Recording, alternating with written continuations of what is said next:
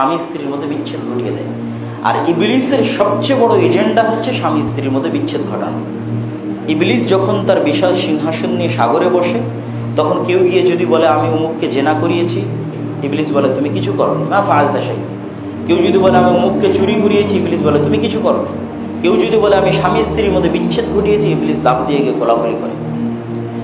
এবং আপনাকে বিশ্বাস করতে হবে যে পৃথিবীতে শয়তানের অস্তিত্ব সত্য। এটা যদি বিশ্বাস না করেন, তাহলে আপনি কোনো দিন শয়তানের বিরুদ্ধে যুদ্ধ করতে পারবেন না।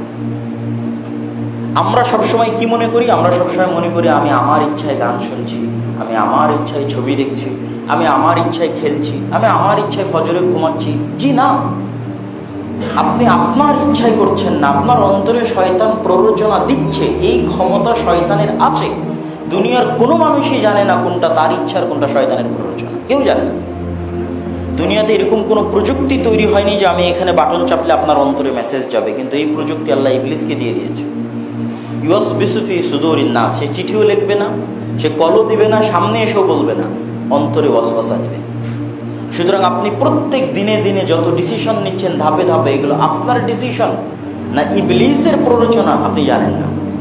এবং এটাই আল্লাহ সুবহানাহু ওয়া তাআলা গেম, যে আপনারা যারা গেম খেলেন, গেম কিভাবে হয়? গেমের মধ্যে সব কিছু ডেভেলপ করা থাকে, রাস্তাঘাট থাকে, বাড়িঘর থাকে, অস্ত্র থাকে, হিরো থাকে, শত্রু থাকে। তো আদম এবং ইবলিস, আদম আলাইহিস সালাতু ওয়াস সালামকে দুনিয়াতে নামিয়ে দেওয়ার পর এবং ইবলিসকে দুনিয়াতে নামিয়ে দেওয়ার পর তাদের মধ্যে আল্লাহ শত্রুতা, যে তোমরা আজ থেকে পরস্পরের শত্রু। আর শত্রুতা করার জন্য আল্লাহ সবচেয়ে বড় অস্ত্রটা ইবলিসকে দিয়ে দিলেন, যে এই নাও, এটা হলো তোমার অস্ত্র, সব আদম সন্তানের অন্তরে তোমার প্রভাব, সবাইকে তুমি মেসেজ দিতে পারবে। তাহলে আদম সন্তানের জন্য কি? ফাইম্মা ইয়াতিয়ান্নাকুম মিন্নি হুদান ফামান তাবিআ হুদায়া ফালা খাউফুন আলাইহিম ওয়া লা হুম ইয়াহজানুন। আমার পক্ষ থেকে নবী পাঠাবো আদম সন্তানের জন্য, আমার পক্ষ থেকে কিতাব পাঠাবো আদম সন্তানের জন্য। আমার কিতাব আর আমার নবীর হাদিস শুনলে বুঝতে পারবে যে পৃথিবী এভাবে চলে। তাছাড়া দুনিয়া তার কেউ বলবে না যে পৃথিবী এভাবে চলে। সবাই বলবে তুমি তোমার মন মতো চলো, এটাই সাহসিকতা। একমাত্র কোরআন আপনাকে বলবে জি না, তোমার মন মতো বলে কিছু নাই, ওখানে শয়তানের প্ররোচনা আছে, অতএব সাবধান। এবং কোরআন আপনাকে পরতে পরতে বলবে, হাদিস আপনাকে পাতায় পাতায় বলবে। দেখেন কোরআনের শুরুতে আল্লাহ কি শিখিয়েছে? আউযু বিল্লাহি মিনাশ শাইতানির রাজিম। সব কাজের আগে বললেন বিসমিল্লাহ, আর কোরআনের আগে বললেন আউযু বিল্লাহ। মানে শয়তান থেকে পরিত্রাণ চেয়ে আপনি কোরআন পড়া শুরু করছেন। এবং আল্লাহ সুবহানাহু ওয়া তাআলা কোরআনের প্রতি পাতায় পাতায় শয়তানের কথা বলেছে, পৃষ্ঠায় পৃষ্ঠায় শয়তানের কথা বলেছে, যে শয়তান তোমাদের ভয়ঙ্কর শত্রু, শয়তান তোমাদের বড় শত্রু, শয়তান তোমাদের অন্তরে ওয়াসওয়াসা দেয়, তোমরা শয়তানের পদাঙ্ক অনুসরণ করিও না, শয়তানের ফাঁদে পা দিও না। কিন্তু আমাদের সবচেয়ে বড় ফাঁদ কি? আমরা মনে করি আমি নিজের ইচ্ছাই করছি, এটা ভুলে যেতে হবে। তাহলে যুদ্ধটা স্টার্ট হবে। গেমের মধ্যে যে যুদ্ধ হবে, হিরো যে ভিলেনের বিরুদ্ধে যুদ্ধ করবে, এই যুদ্ধটা তখনই স্টার্ট হবে যখন হিরো জানতে পারবে যে ইনি আমার ভিলেন। যখন থেকে আপনি জানতে পারবেন যে আপনার অন্তরে আর একজনের প্রভাব আছে, সুতরাং প্রতি ধাপে ধাপে আপনি চিন্তা করবেন আমি এই কাজটা করবো না করবো না, এটা কি আমার না ইবলিসের, এটা কি আমাকে ইবলিস বললো না আমি করতে চাচ্ছি। তখনই আসলে যুদ্ধটা স্টার্ট হবে, যুদ্ধ শুরু হবে। আপনি যদি যুদ্ধে পরাজিতও হন, মানে এটা জানার পরেও ফজরের সময় ঘুমিয়ে আছেন, আপনার ইচ্ছায় না, ইবলিসের প্ররোচনায়, সরাসরি হাদিস আছে।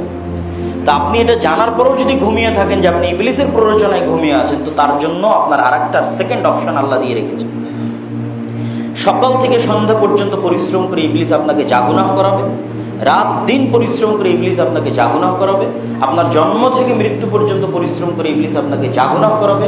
আপনি শুধু একবার আল্লাহকে বলবেন আল্লাহ ভুল হয়ে গেছে, আপনি ক্ষমা করে দেন, আল্লাহ ক্ষমা করে দেবেন। এই ক্ষমাটা আল্লাহ চ্যালেঞ্জ দিয়ে রেখেছে ইবলিসেরই বিরুদ্ধে, যে ঠিক আছে তুমি জাহান্নামে নিয়ে যাবা, তোমার ক্ষমতা দরকার, তোমাকে ক্ষমতাও দিয়ে দিয়েছি, জাহান্নামে তুমি নিয়েও যেতে পারো, কিন্তু তুমিও শুনে রাখো, তুমি যা চেষ্টা করবা আদম সন্তান যদি ক্ষমা চায় আমি ক্ষমা করে দেবো। তোমার চেষ্টা বাতিল, তোমার পরিশ্রম নষ্ট, তোমার পরিশ্রম ধ্বংস। তাহলে আল্লাহ নবীও পাঠালেন, কিতাবও পাঠালেন, রাসূলও পাঠালেন, ক্ষমার রাস্তা উন্মুক্ত রাখলেন। এরপরও যদি আপনি গেম খেলায় শয়তানের সাথে জিততে না পারেন, তাহলে এটা আপনার ব্যর্থতা। কিন্তু আগে আপনাকে জানতে হবে যে আপনার শত্রু কে, আগে আপনাকে বুঝতে হবে যে কিভাবে পৃথিবীটা চলতেছে, যেটা আপনাকে কেউ শিখাবে না, কেউ জানাবে না যে এই পৃথিবীটা কিভাবে চলতেছে, পৃথিবীর রহস্য কি। এবং শয়তান যে সমস্ত অস্ত্র প্রয়োগ করে মানুষকে জাহান্নামে নিয়ে যেতে চায়, তার সবচেয়ে বড় অস্ত্রটা হচ্ছে জিহ্বা। কেননা শয়তান যদি প্ল্যান করে যে আপনাকে দিয়ে কাউকে হত্যা করাবে, হত্যা করা এত সহজ নয়। অনেক প্ল্যানিং করতে করতে করতে করতে আপনি আর হত্যা করতে পারলেন না, তাহলে তো গুনাহ করাতে পারলো না শয়তান। আপনি যদি প্ল্যান করেন কারোর সাথে জেনা করবেন, তো সমাজ আছে, চক্ষু লজ্জা আছে, স্ত্রী পুত্র কন্যা আছে, মান সম্মান আছে, করতে পারলেন না। এই জন্য শয়তানের জন্য ওগুলো কঠিন। সহজ কোনটা? ওকে গালি দে, ওর নিন্দা কর, ওর গীবত কর, ওখানে গিয়ে কমেন্ট কর, ওর বিরুদ্ধে লেগে থাক। তখন আর শয়তান সুইচ টিপার আগে আপনার মুখ চলতেছে। এই জন্য আল্লাহ নবী বলেছে মানুষ সবচেয়ে বেশি জাহান্নামে যাবে জিহ্বা দিয়ে। কেন? এটা ব্যবহার করা শয়তানের জন্য সবচেয়ে সহজ।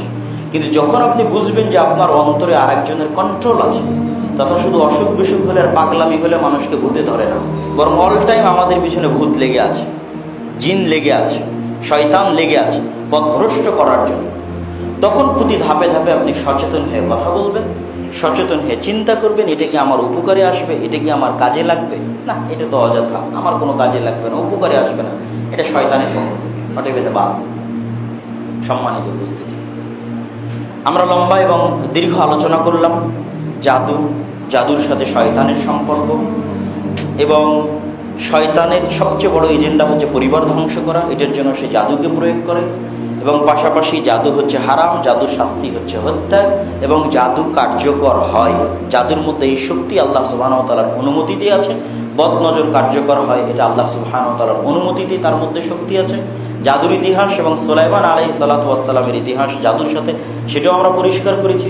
এবং আজকের যুগের যে সমস্ত জাদুকর আছে, যারা সুলাইমান আলাইহিস সালাতু ওয়াস সালামের নাম ব্যবহার করে বিভিন্ন তাবিজে, সংখ্যা ইত্যাদি লিখে জাদু করে, এগুলো সবই হচ্ছে শিরক এবং কুফরি।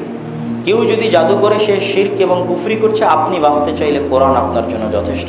আল্লাহ সুবহানাহু ওয়া তাআলা আমাদেরকে জিকির এবং আজকারের মাধ্যমে মানুষের বদনজর থেকে, এই শয়তানের ষড়যন্ত্র থেকে এবং জাদু থেকে আল্লাহ সুবহানাহু ওয়া তাআলা আমাদেরকে হেফাজত করুন। আল্লাহুম্মা আমিন।